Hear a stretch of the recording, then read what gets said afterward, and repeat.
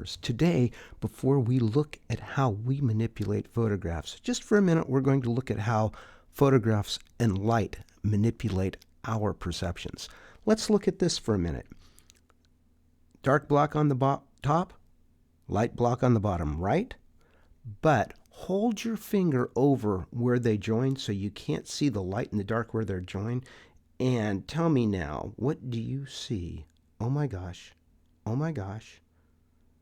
They're the same color, aren't they? The top block and the bottom block. I sure hope you did that, because every time I do this, I'm a little amazed. Here's another example of the same phenomenon.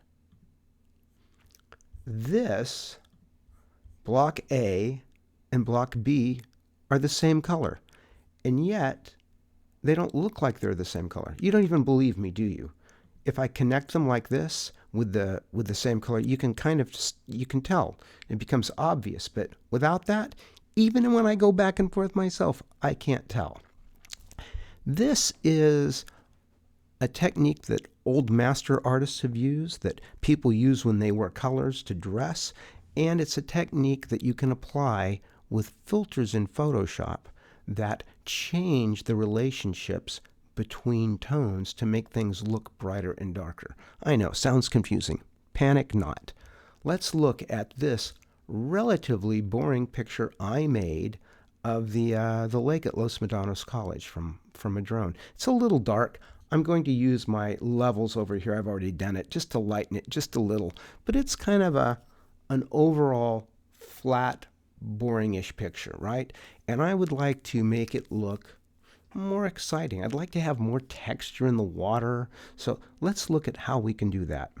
I'm going to use the HDR filter under the image. But before I do that, I'm going to do a little trickery magic stuff here. So I'm going to wreck this photo. I'm going to make it look awful. Don't worry. So first thing I'm going to do is image and duplicate. I'm making a copy of this, okay? And because my filter won't work on a layered image, I have to go up to Layer and choose Flatten Image. So now my adjustment layer for the tones is gone. I've just got a flat image, like this is just exactly how it came out of the camera, so to speak. Now, if I go to Image and Adjustments and HDR Toning, I have the opportunity to choose some pop-up menus, some presets here. My favorite awful one is Scott 5. Play with the others, but this one is just wonderfully awful. I mean, yikes, that just looks totally annoyingly fake, doesn't it? I might mess with this a little bit, maybe bring the highlights up just even a little bit more, maybe change the exposure just a touch, right? But it's okay for me that it looks kind of awful, because it's not my end product. It's just a tool that I'm going to use along the way. So I'm going to click OK. Now what I'm going to do is put this exactly on top of my original photo. And I do that by getting the Move tool in Photoshop. That's the very top tool up here. I hold the mouse down on the picture and I don't let go. And I drag up and I drag up and I drag up. And when I get to here, it flips over. That's my image, right? That's my original one. And I bring the mouse down. I'm still holding the mouse down. And now when I get the cursor in the middle, I hold the Shift key and then I let go. And the reason I did it like that is that stacks this image. If I look on my layers palette, that stacks this image exactly on top of the other image. They mesh perfectly. Now, this one looks awful, and then this one looks awful, but somewhere between the two, maybe there's some magic. So I'm going to do what we've done with layer masks before. I'm going to make a layer mask. See that? There's my empty layer mask. And now I'm going to fill that layer mask with black, which will completely hide it. Now, if I put white on this layer mask to knock a hole in it and reveal that, I can make good things happen. So there's my brush tool, and there's my still want a nice soft brush and not too much opacity. I'm going to have a nice big brush here. I'm just going to kind of swipe through this a little bit. Maybe a lot on the water. Water often looks awesome when you do this. You can hardly overdo water. Okay, get the tops of these trees a little bit. Now the question is, At what point does it start to look annoyingly fake, and at what point does it still look fairly awesome? Tough call, huh? A little bit? What do you think? Now, of course, I could, once I have this, I can go ahead and add other adjustment layers. For instance, I think the bottom of the lake might be a little dark, so if I add a, whoops, didn't mean to do that. If I add a levels, and just look at the bottom of the lake here, right? Kind of do the same sort of thing.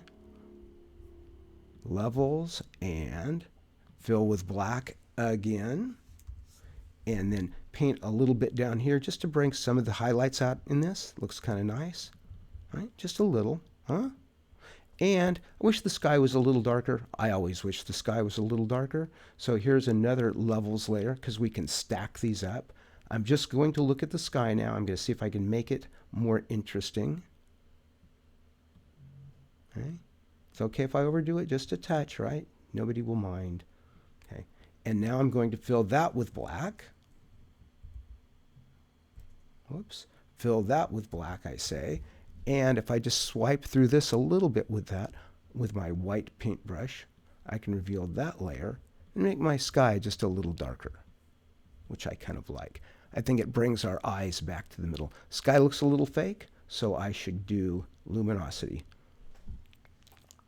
So we went from here to here to here to here to here. Now, is that too much? Is it starting to look unreal, or does it just look good?